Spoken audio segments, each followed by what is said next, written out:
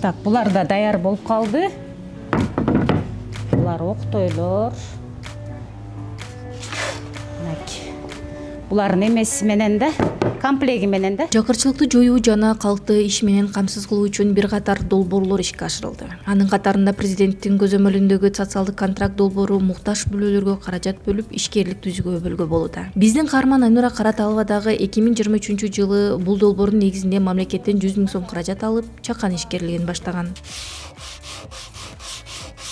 2017-ге чейин мындай өзүбүз аракет кылып иштеп, ушинтип жакшынакай болуп эле пособиясы жок эле жашаганбыз өзү. Пособия дегенди деги эле билбейчүмүн чындыгында. Алат деп укчумун, бирок мен ошол жылга чейин алып көрбөптүрмүн да. Кийин 2017-жылы кыстуу болдук.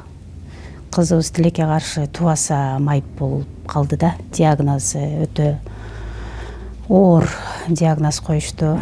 Şu постельный режимде жатчу. Аны менен кошо баягы бардык оюң, көңүлүң бүт балага бурулуп калат экен. Иш кылганга деле баягы эч мындай настрой жок дегендей. Кийин ошол инвалидность боюнча алып жүрдүм кызыма. Андан кийин ошо дагы бир 2 жылдай албадым да. 20-жылда 21-ге неметкенде ошондо пособия үй бүлө көмөккө жазылып, анан ошо пособия алып баштагам. Ошондо 800 сомдон алчумун 4-өөнү. Андан кийин тилекке каршы ушул 22-жылы декабрларда кызым кайтыш каза болуп калды да. Андан кийин 3 ай дагы берди бизге, баягы кайтыш болгондон кийин 3 ай берет экен. 3 айдан кийин уже пособия кыркылат экен. Ошентип 3 кызымды алып баштадым.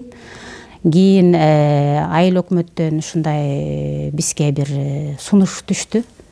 Ушундай соцконтракт жардам 100 000 берилип атат президент тарабынан. Жеке мындай колунан келген же иштери бар болсо ошо жумушун улантып кеткенге жардам, көмөк болуш үчүн неметсе ошого катышып көргүлө деп ошентип айтышты. Анан өзүмчө ойлондум, бул жакшы нерсе экен негизи. Жакшы эле жардам болчу да экен деп мен бизнес план түзүп ошол контрактка неме кылдым да, катыштым да. 100 000 алдык. 2023-жылы ушу март айлары болсо керек. Марттарда алдык 100 000 сомду алып, анан сразу эле материал алдык, жыгач алдык эң негизгиси. Анан ошону көбөйтүп жасап, мынакей жакшы, Кудайга шүгүр. Анан эми баягы жолдошумду кубаттап, жанында ар дайым жүрөсүң, жолдошумдун да кылган иштерин баалайм. Таныган, мындай билген жанагындай кардарлар аябай ыраазы болуп кетишет. Мисалы жасаган сапаттуу жасайт. Эми ошол жолдошумдун артынан эле мен дагы баягы не деп коет эле, устатынан шакирт ашат дейт го, ансыгар ошол шакирт болуп жанында жүрүп, мен деле ошо эмне кылса ошону кылып эле ошол менен мен да кызыгуум арттырылды. Буга чейин биз негизи үйдө жасап эле баягы тааныштар аркылуу эле ошондой неме кылып сатчубуз да. Андан кийин менде идея пайда болду, баягы место алсак, эми базарга көпчүлүк адам келет да, чем үйгө караганда. Анан базардан ошол неме место алдык, Ош базарынан. Бир күндө кээде сезон убагында 3-4 строго өтөт. Балалар эми ар кандай. Балалар мисалы комплекттер бизде 8 000 сомдон болот, кичинекей 3 000ден, чоңу 5 000ден болот. Чоң размерде сандыктар 6-7 000ден болот, 1,20 деп коет. Анан заказдар келет, заказдар бир аз кымбатыраак болот, 10-15 000ге чейин заказдар болот бизде. Жаңактан жасап бергиле дейт, кара жыгачтан деп заказ берет, эми алар бир аз кымбатыраак болот. Алар 20 000ге чейин болот, ошондой да. Кээ бирки клиенттер бар, мындай келип айтат, өзү эле айтып коет да баасынчы.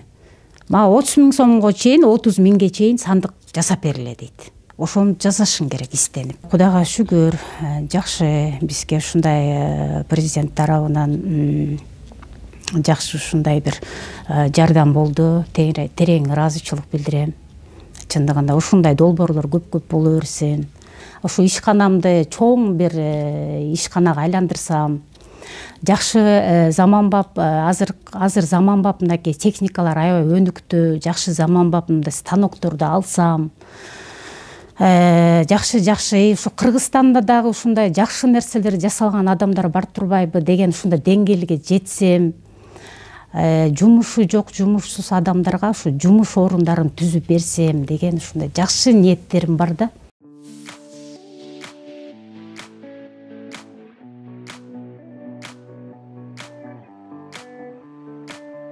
Төрт баланын энеси Бактыгүл Орекеева дагы мамлекеттен алган 100 000 сомго чакан дүкөн ачып, ийгиликтүү иштетип жаткан учуру. Бул магазин акчалуу электен мурда бар болчу да. Бар болгон менен баягы карантин болду го. Ошо карантинде чоң магазиндер иштеп, кичинекейлер иштебей калганда магазин жабылып калган. Мен жаап эле койгом, иштеген эмесмин. Ошондон кийин товар вообще азайып кетти. Эскирип калат деп биякта товарларды үйгө алып, үйгө колдонуп берип, товарлар азайып, андан кийин кичине иштедик деле, бирок товар көп болгон жок да.